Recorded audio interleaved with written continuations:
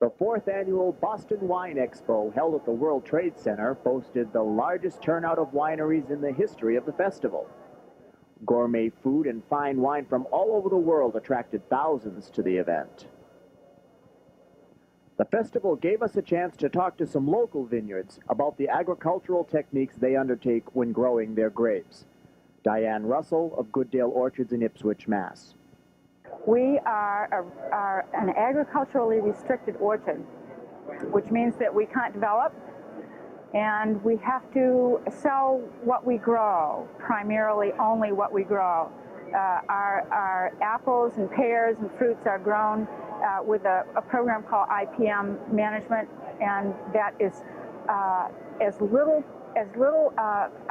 pesticides and herbicides as we possibly can do. We have to go out to the orchard and scout around to see what we have in the orchard. We only spray when we absolutely need to.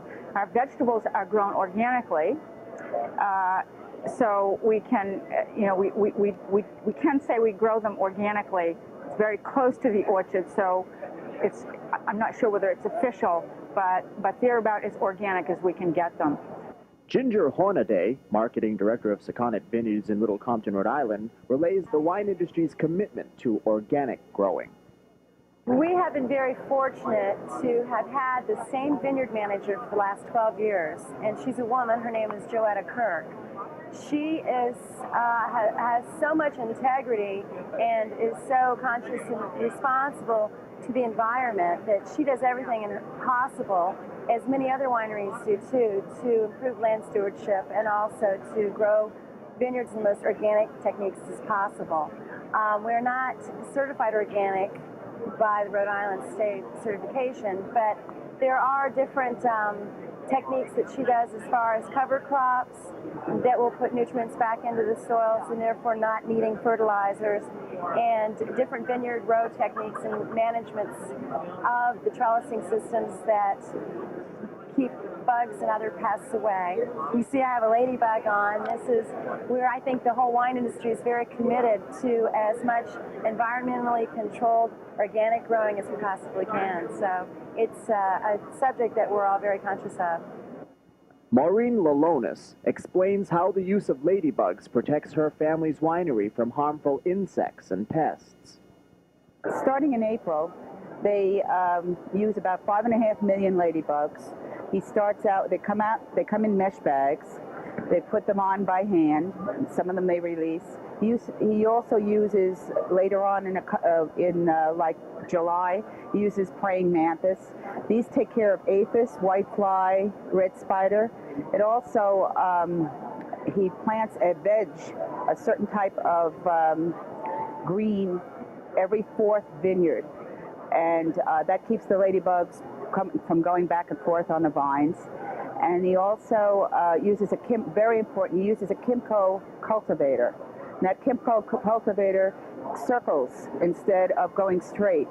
And then by hand, he actually takes the weeds, so they don't have to use any pesticides to get rid of weeds.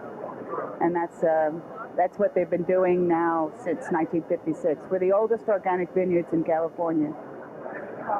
And how does this affect the taste of Lalonis wine? Well, we think the taste of the grapes are better. And we also think, he says the soil is, after the first 10 or 15 years from when his father was farming, Nick feels the soil improved. We also don't irrigate, and that kind of is a little bit of a secret of organic farming too. The beginning we didn't irrigate because he couldn't afford it. He had 10 children. But then as the years went by, we put in dams, and we only irrigate for frost prevention.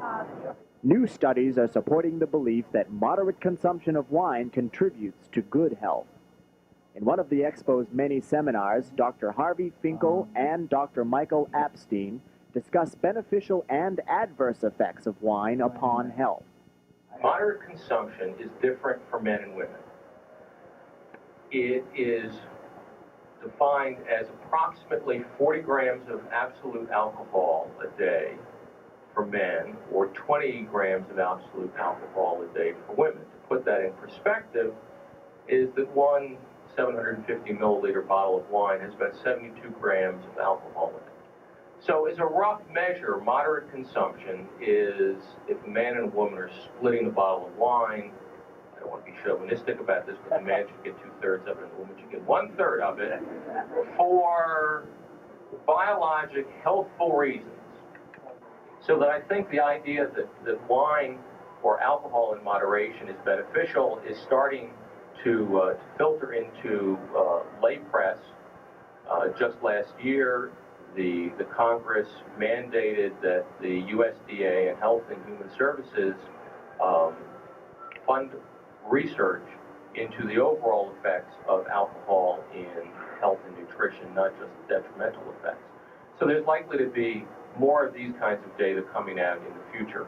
There is good reason to believe that one of the causes of cancer are the presence of free radicals in the body. And this is not a political statement. Free radicals are very highly reactive chemicals which injure tissues and which can cause cancer, it's thought. They're oxidants very often, and it's caused oxidation, combining with oxygen and creating abnormal compounds, just like in the case of low-density lipoproteins. These phenolic compounds from the grape skins that are present in wine, especially red wine, not only will reduce the risk of oxidation of the low-density lipoproteins, and therefore, we think, reduce the risk of heart attack, at least theoretically, but may also reduce the risk of cancer by that mechanism or other mechanisms. There are some compounds which have had anti-cancer effects already demonstrated, but how important those effects are is not yet known. Opinions about the consumption of wine and health were also offered by the representatives of the New England Vineyards. Yeah, I think there is definitely a case, an argument for wine being healthy. I don't think it matters whether it's grapes or fruit. In fact, I think fruit is better because it's actually easier. It goes down easily. It's easier to assimilate. You don't get the high tannins, so you don't get the headache with the wine. And our apple and pear is low in alcohol content. It's 7% instead of 11%. So, it's very good with meals, very versatile and light. It has been proven that 6 to 8 ounces a day of wine does heighten your high-density lipoproteins. So, we all feel in the wine business that moderation is the key.